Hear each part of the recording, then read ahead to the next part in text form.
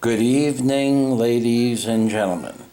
Today's dissertation is going to be called Lesson Number 3, and it is going to be concerning the book of Genesis and the associated pictographs located on the $1 bill. And I will tell you right now that the first 17 verses of the book of Genesis are situated within one sphere or compass, which is in fact denoted as a circle in the dictionary. So we're going to look for the God pod, which I have previously explained is the circle or sphere or compass, three different words meaning the same thing, that comprise the circumference of the sphere that the Great Pyramid sets in. So let's go immediately to the God pod on the $1 bill, and I will show you that this is in fact the God pod. Now, it is also the book of Genesis in pictographic form. Well, let's prove this to you. It's number 2, right under the sea of glass. And there it is, the God pod.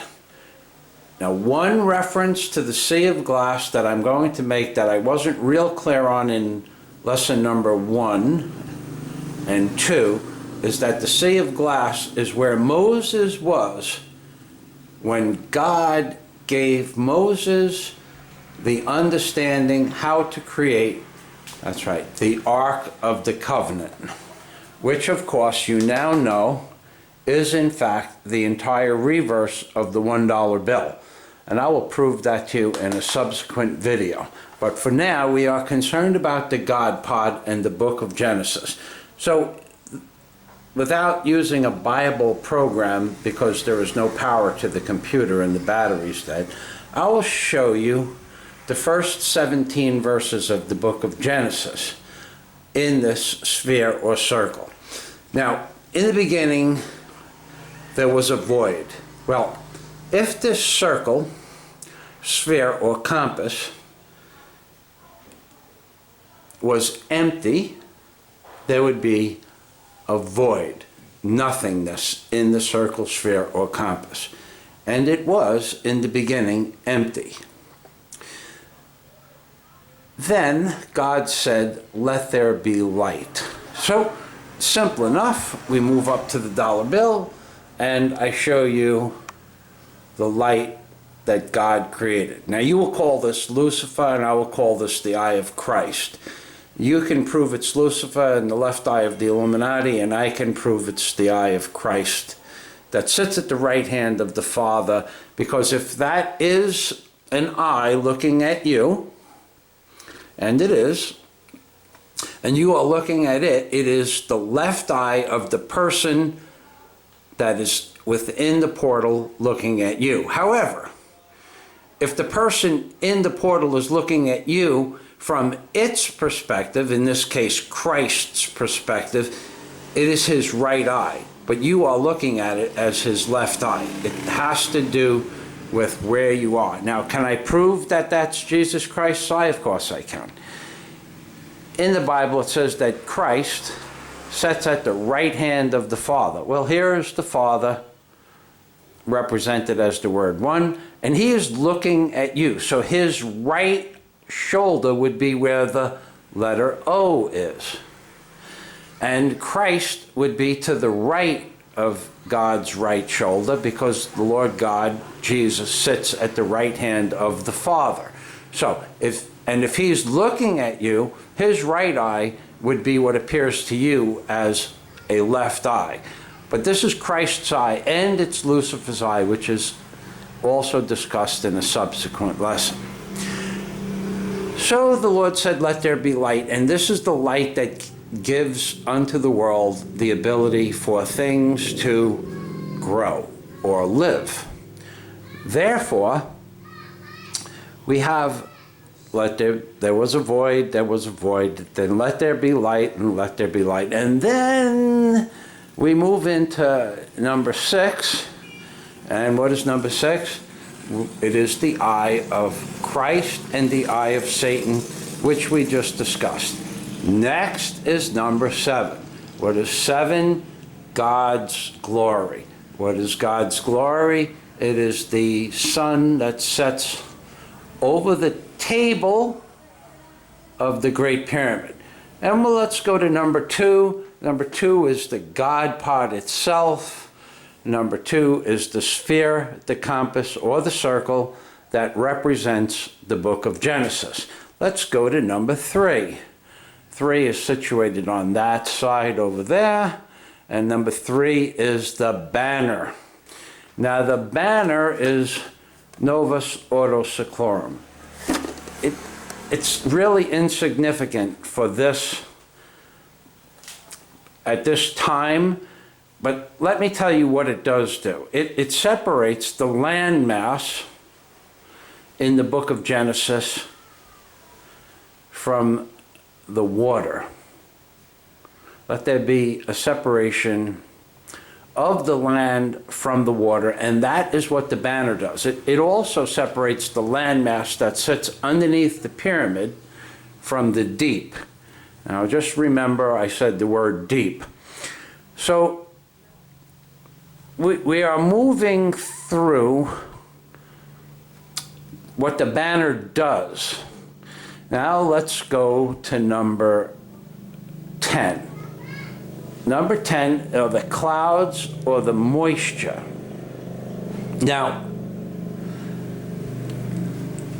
when you look at a dollar bill, if you have to have good eyes, number 1, and then you have to be able to discern how someone would depict clouds and moisture. And if you look at it holding it up to the sun or by ambient daylight, it's very easy to discern that what appears to be clouds in the sky. However, these clouds are also situated in heaven, which is number 9. You see, we believe, because we are Christian in nature, that heaven is where God sits, or where his domain is. But the original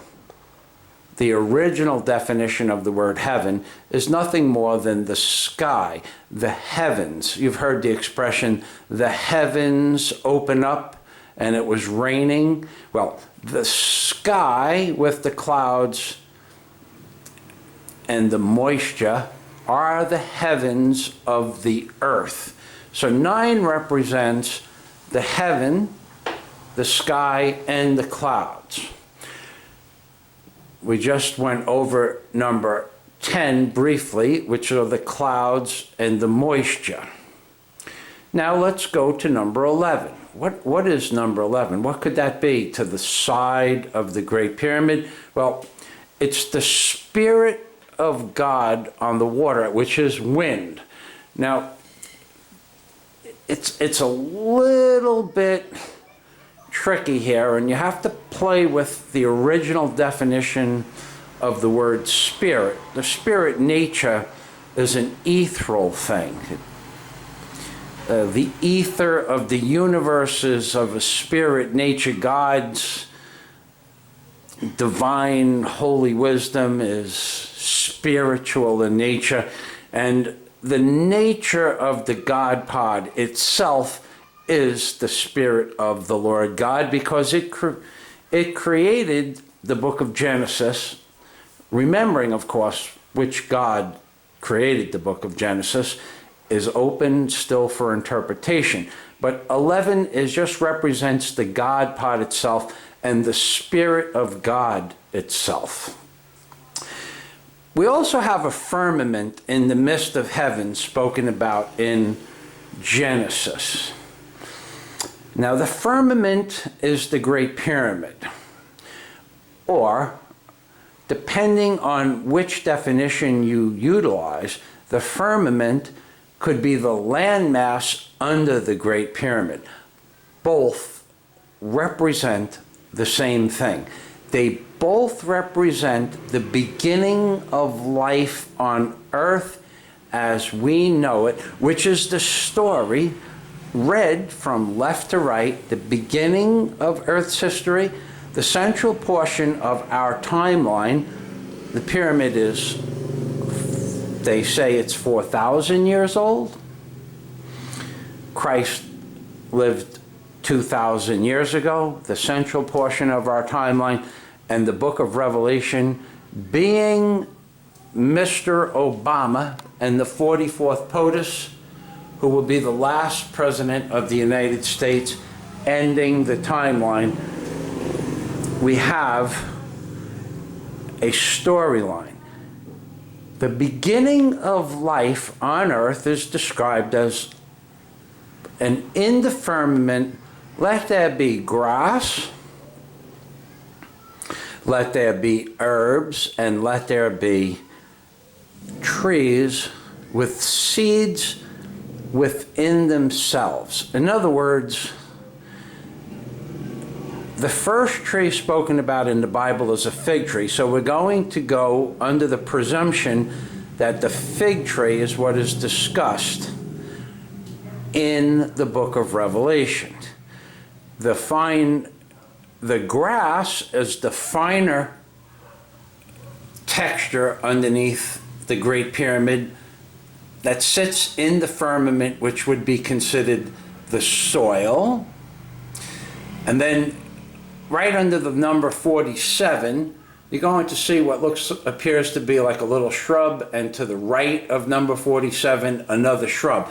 That is the herb. So we have covered the grass, and we have covered the herb, and the fig trees are the little trees to the left and right of the base of the Great Pyramid. Now you can see it's number 16 kind of covered up the fig tree on that corner, but on the right hand side you can see what's left of the fig tree, which is number 12, which is a tree or plant life. Okay, the Bible talks about let there be trees with fruit that bear seed within themselves, but the first tree spoken about in the Bible is a fig tree. So basically the tree that is spoken about in the book of Genesis is a fig tree. Now also, you have to bear in mind that everything in the God pod, because God was creating life, has to do with life. So in order to have life as we know it, you need to have moisture, which we have. You need to have light from the sun, which we have. You need to have and soil, which we have, and the bacteria and the microorganisms can regenerate themselves from that. But also, the earth is comprised of seas. Now, what does the word sea mean? In a previous video, we discussed the sea of glass. A sea is just a large mass of anything. It could be a sea of water, and in this case, it could be a sea of sand. The desert is a sea of sand. Therefore, the oceans that are described in the book of Genesis, or the seas, are the landmass behind the Great Pyramid, and naturally, underneath the desert, as everybody that has half an education knows, are tremendous aqueducts that run under the desert that go for thousands of miles with billions of gallons of water flowing through them. That is where the banner comes in.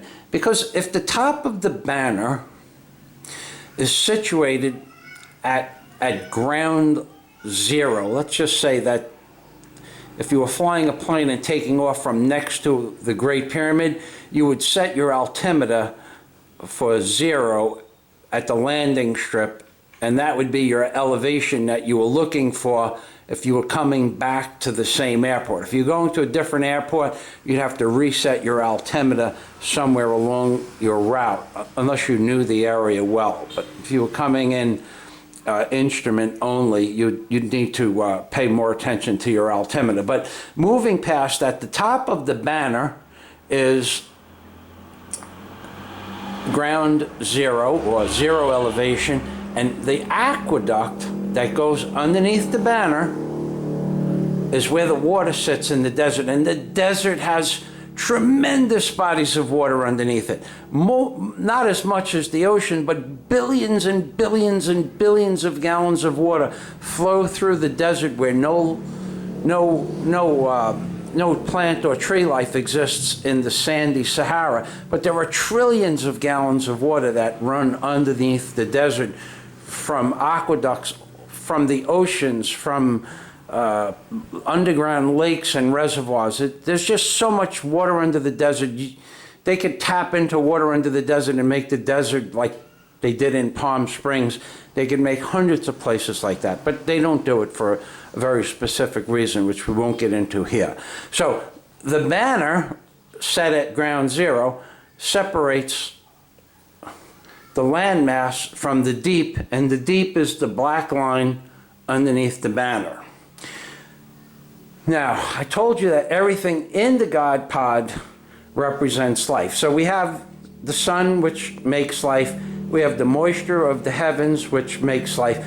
We have the grass, the herb-bearing bushes that are slightly bigger than the grass, and of course, the fig trees, which represent the things that you would need to sustain animal life. We have the oceans, or the deep underneath the banner, and we have the beginning of life, because the Great Pyramid begins the time frame of man's technological existence. Although the Great Pyramid is and was constructed by something that had a lot more technology than we do today, it comes from a remnant society that did exist and doesn't exist anymore, but does exist and does control this world. And that's who wrote the Bible.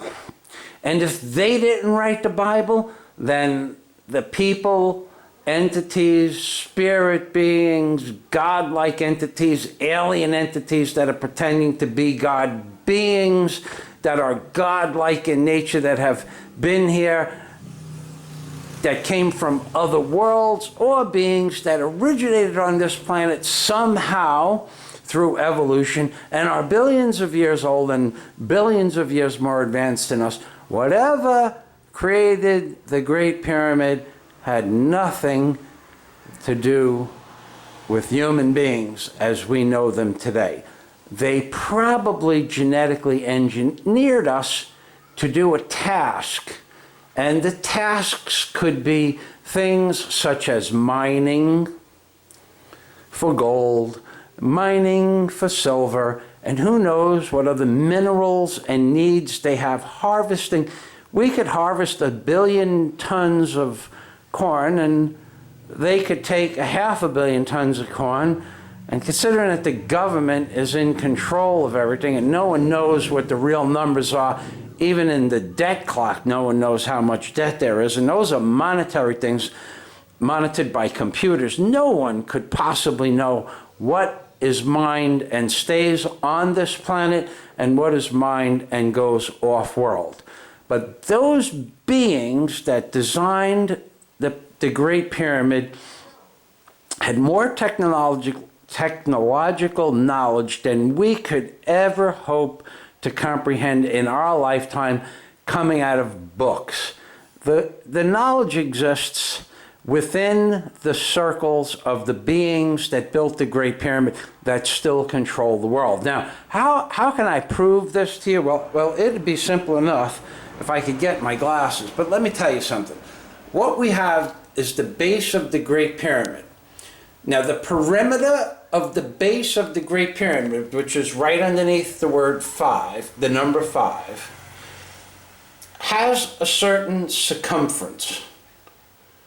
Okay? The circumference of the 4 edges of the base of the Great Pyramid, which fluctuate a very small percentage of a foot on 4 different sides. And they do that for a specific reason that I won't get into in this dissertation. But when you take the circumference of the Great Pyramid, the 4 baseline measurements, including the skull stones, which are the basic underlying stone that the carved blocks sit on. It's the limestone base.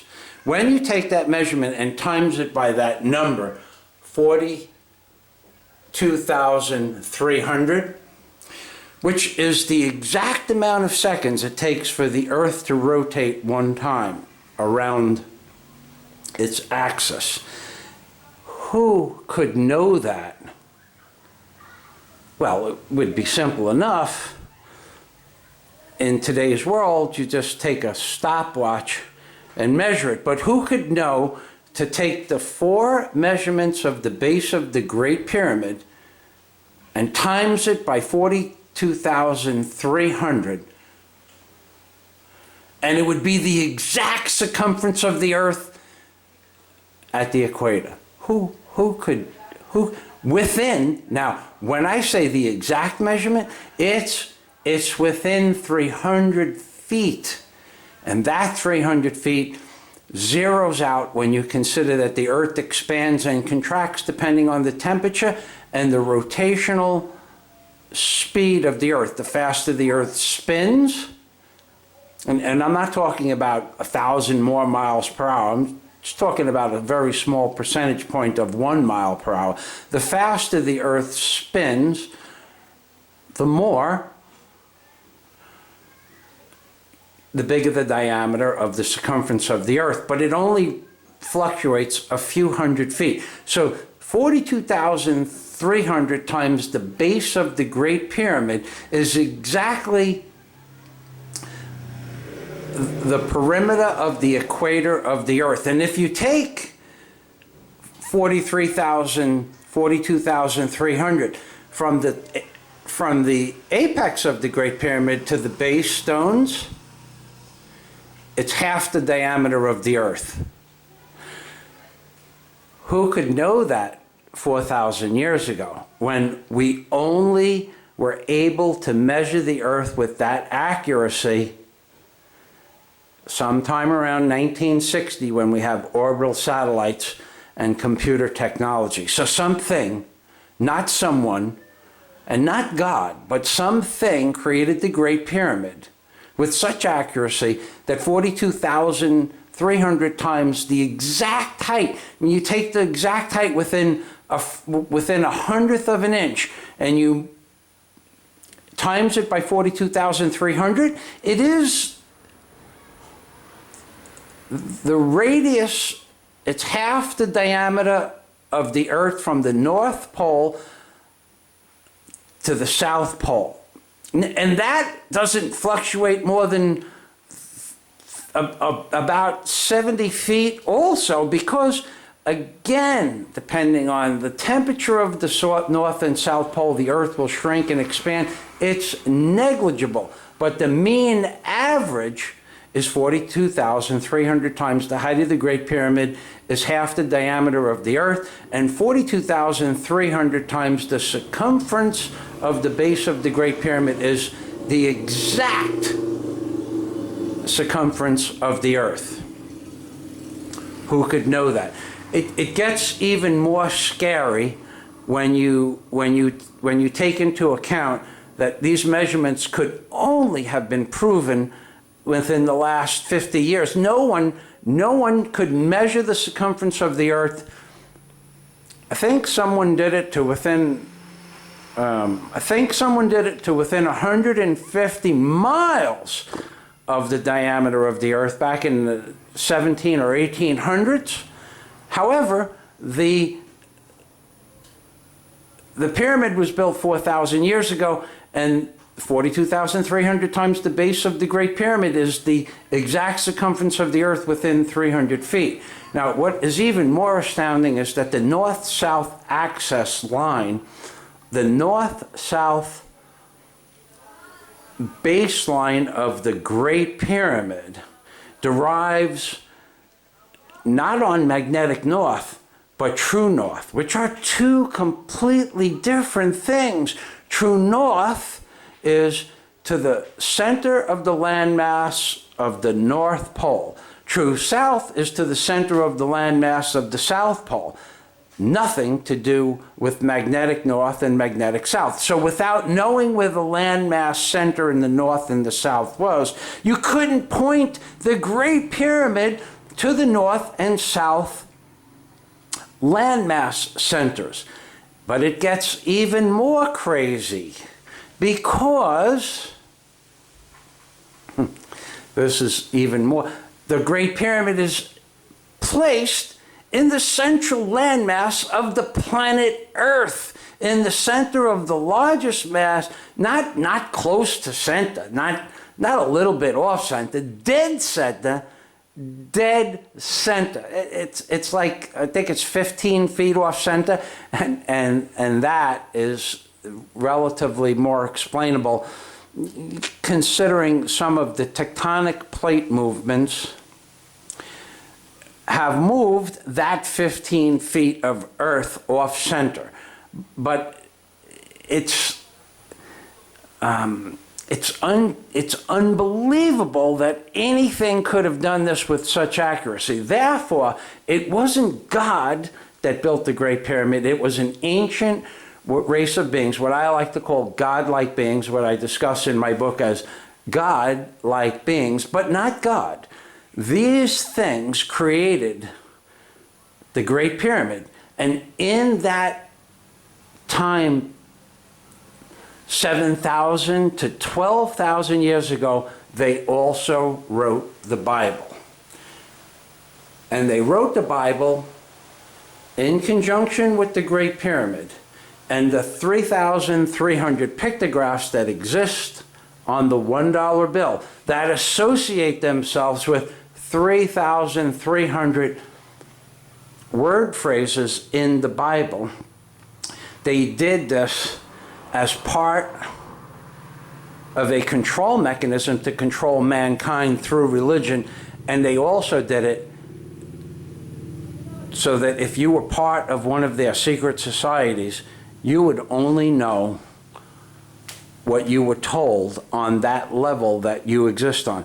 The Masons have 33 levels, and then you go to Scottish Rites, or you pick another tangent of the Masonic order. I could tell you right now that there isn't a Mason I have met, and I have met more Masons than most, that could even begin to comprehend what I am telling you now back in the year, let's say 2001. When I told them some of the things that were on the Bible, associated with the words in the Bible, and that they were on the dollar bill, they laughed at me. Yeah, they know some simple tricks that they can play with a compass, and they can move from here to there with so many moves, and this is so many degrees, and the angle of the Great Pyramid, and the blah, blah, blah, and the blah, blah, blah, and the blah. They don't know anything about what's really on the dollar bill. Now, the big hoax that we're going to discuss, and then I'm going to end this video, is that the dollar bill, and we're going to light the whole thing up now. The dollar bill, the big hoax is that, in fact, the big lie regarding the dollar bill is that a dozen people were sequestered.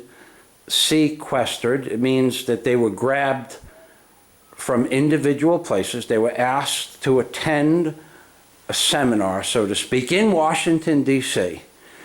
Prior to that, they were asked to draw some pictures of what they believe should be on the $1 bill, or make suggestions to what should be on the dollar bill, and then they were given like a piece of paper that said, we suggest that you use this or use that parameter. And that a dozen people who never met each other before, they didn't remember now, this is back in the 1800s, there were no phones, there were no computers, there was no way to communicate with each other via telegraph, because these people were taken from all different parts of the world. And they came, some of them didn't even speak very good English so that they could communicate. There was no way for them to communicate. They didn't go to the same schools. They didn't grow up together. They didn't grow up in the same states. They were just sequestered because they were artists, and they said, give us some drawings and let's see, we're going to make a bill and we're going to put a bunch of stuff on the bill, and we want some random, what they call random renderings. Is the great story that this dollar bill is comprised of a dozen people's random renderings that they collected when they were sequestered to Washington, D.C., and then somebody took a bunch of random renderings and placed it over here and cut some over there and cropped some stuff over there, and it came up with the dollar bill with the Ark of the Covenant on it. The Ark of the Covenant and King Solomon's, the entrance into King Solomon's temple to scale. This is the greatest hoax on earth, ladies and gentlemen. This is the greatest hoax on earth. And at this point, we're going to end lesson number 3. You can Google everything I just said. See artists that created the renderings. The word rendering is, they're not even finished products. They're just renderings of a and then if the government agency said they liked them, the person were, none of these people ever met.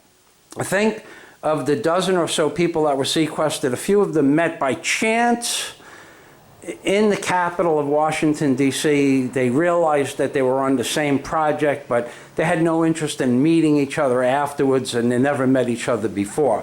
So that's the great hoax regarding lesson number 3, that a group of beings made a bunch of renderings and came up with artwork that describes the Ark of the Covenant and the Bible. Oh my God, you people are stupid. And so are the people I have discussed this with, AKA the Masons. I've spoken with people via YouTube who say they're in the Skull and Bones Society and say that I'm really on to something. You don't know how close you are. But let me tell you something.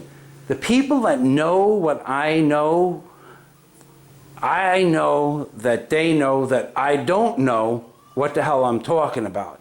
But I do know more than any of them combined, because they are all compartmentalized, because even the highest order of the secret societies does not know what I just told you in lesson number 3. So, ladies and gentlemen, let me tell you once again who this is. We're going to put this this light down. And we're going to say this is Michael Fazio in the Philippines, baby, telling you that I, as you already know, am the only person on this planet to ever tell you anything like this.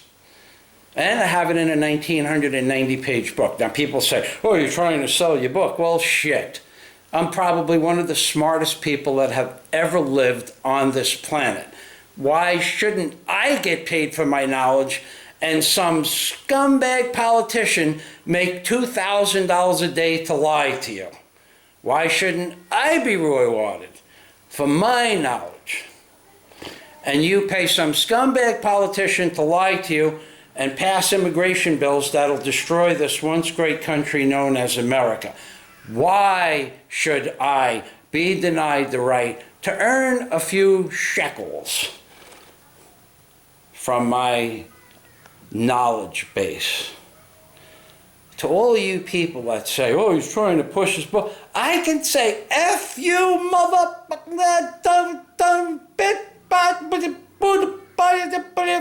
and your mother too.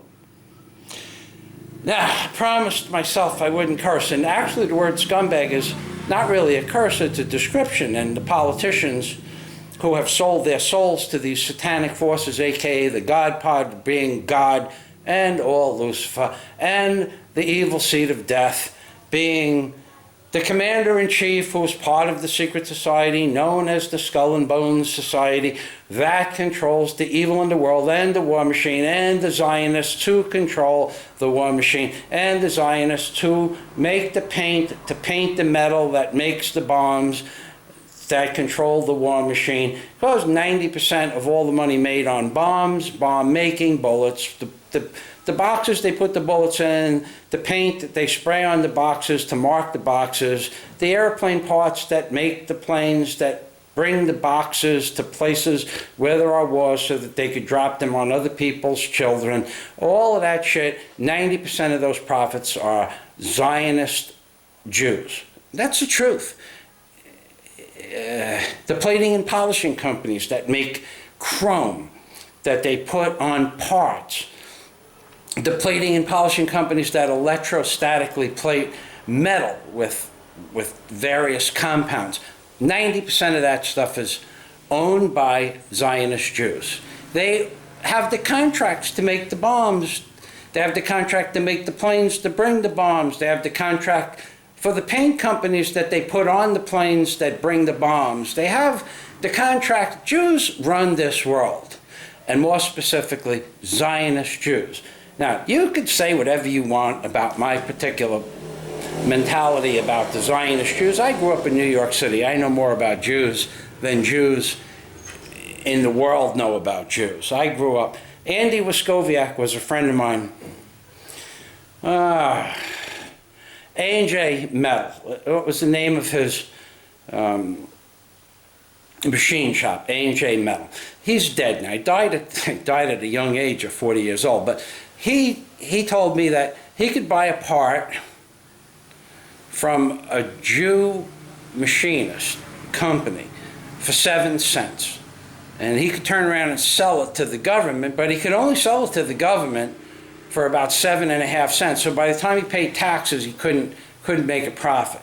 So what did he do? He bought his own machine to make the part, and total cost after he made a few million of these parts was 3.5 cents, including the electric and the overhead for the machine, and the part wasn't even as big as the tip of a ballpoint pen.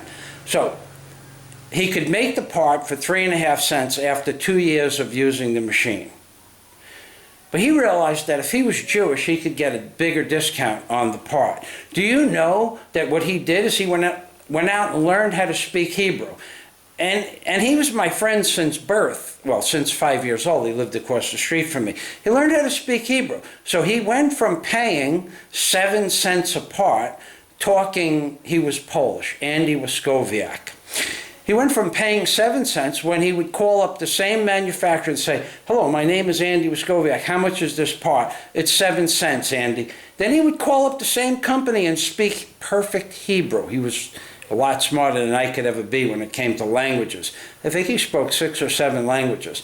And he would speak to the same fella in Hebrew, and the guy would turn around and say, "Well, we'll sell you the part for 3 cents. So now he could buy the part for 0.5 cent less than what he could make the part for with his own equipment in his own shop, and still turn around and sell it to the government, because they had to have outside contractors besides the Jewish contractors. He could still sell it for 7.5 cents, make 4.5 cents, and turn his machine off. He just made an order and sold, and he would sell 1 million of these parts at a clip. 1 million parts wasn't even a packing crate. And he just dropped them in a box, and he actually weighed the parts. They were to within a few thousandths of a gram. That's how he knew if the parts were correct or not. They were too small to mic down. But moving past that, this is Michael Fazio in the Philippines during a hurricane blackout, talking to you about the dollar bill. And this is lesson number 3, the God Party. And the book of Genesis on the dollar bill, aka the beginning of recorded history. Jesus, the Great Pyramid is, well, it's the beginning of what we know as history. Jesus is the central portion of history. And Mr. Obama, there he is. He will be the last president. He represents the book of Revelation because of Fukushima, baby. Because of the Gulf oil disaster, baby. Thousands of square miles in the Gulf are stone dead, the bottom of the ocean. Just nothing, no life, covered with that core exit, which breaks down the molecule of the cell structure and doesn't let the cell multiply. It kills cells on a genetic level.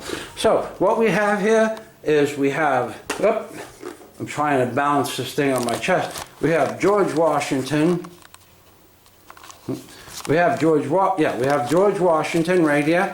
George Washington is the first president of the United States, situated inside the omega symbol, a perfect omega symbol, and we have Mr. Obama being the last president, and proof positive of that is what I am zooming in on right there, those little candy canes. You see 4 pink dots, and immediately to the left of those 4 pink dots are 4 dots on what appears to be a candy cane. It signifies something else. And on this side of the base of the of the top of the omega symbol are 4 more dots in pink. The number 4 is next to it, and 4 more dashes on the candy cane. And over here you have the number 4, 4 dots, 4 dashes. The 4 dashes are on the candy cane because George Washington is the first, aka the God is represented as the omega sign, which is I am the Alpha and I am the Omega, the master of the universe. And he is number 1. George Washington is the first president. And those candy cane represent the last president. Obama is the 44th president and the last president of the United States as we know it. And that plan has been in existence for at least 300 years. Create the United States. Do everything that you see that occurs on the dollar bill in relationship to the words in the Bible. Create the Skull and Bones Society, aka the hog-nosed bat, where Mr. Obama is riding on the Deodum, and create the Order of Masons, and create the Bohemian Grove Society, which is the owl on the dollar bill, and blah, blah, blah. I'm getting tired of talking. And ladies and gentlemen, this is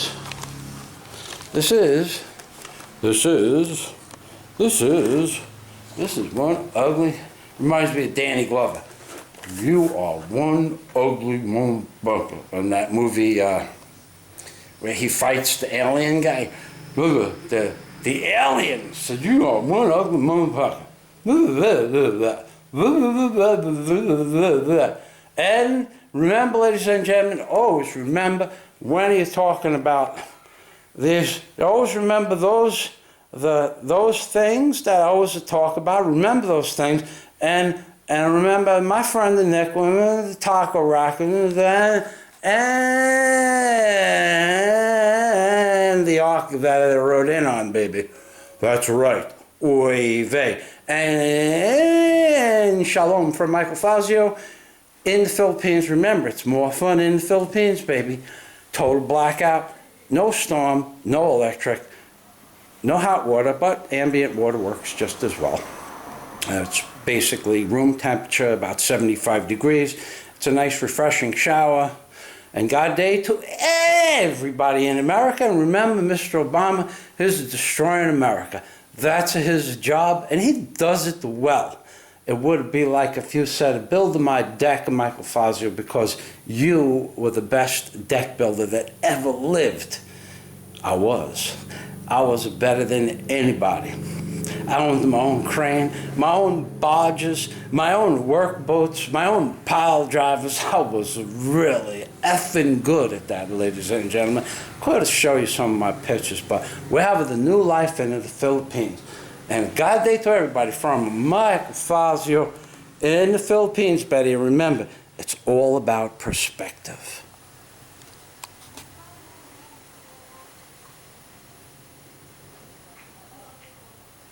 Depending on which way you see it. Ha! Remember, in God trust one. But which one?